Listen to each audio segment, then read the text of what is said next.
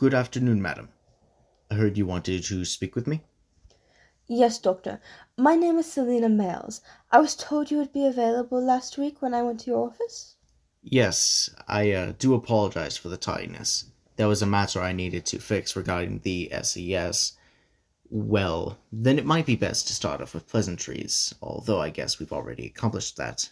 Please sit down. So, Mr. Oxhyde, would you mind telling me anything in your past that maybe others might not be familiar with? Ah, straight for the gut punch. Well, I was sort of a genius when I was growing up. I and my parents knew it wouldn't be best for my mental health, so my parents tried to never let it get to my head, which I thank them for every day. But maybe I should add a little bit of context as I don't say that to myself in a mirror. Interesting. Any friends who you would point to for your growth? I did have a good friend who sort of inspired me to enter my line of work, leading me to get a doctorate in anatomy and chemistry. That's specific. Most inventive occupations need some level of knowledge in specifics. And I assume so did your accomplices? Yes, they did. We were an incredible crew who all took interest in each other's ideas, even to the point that I still use some of their masterpieces today. Could you give me an example? Well, there was a jelly sweet that we produced that acts as a steroid and a sort of underbody armor. There was a device that made short term teleportation. It was sort of based on the story of Charlie and the Chocolate Factory. Fascinating.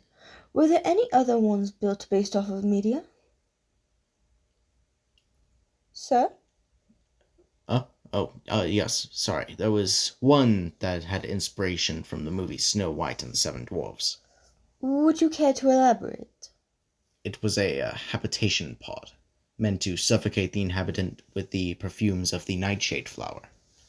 The effects of the fragrance would put the inhabitant at rest for possibly long stretches of time, unless the pod was timed or another user would pump the pod with carbon dioxide.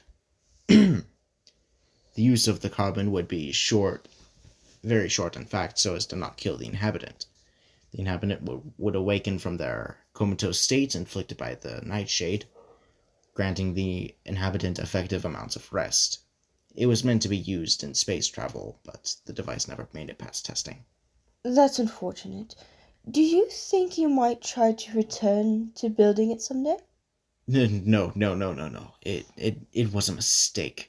It ruined my life, where I lost so much. It did nothing to me but bring me pain. The project was nothing but a failure that I want to forget. Oh, all right. Why don't we stop for the meantime so we don't stress you out too much?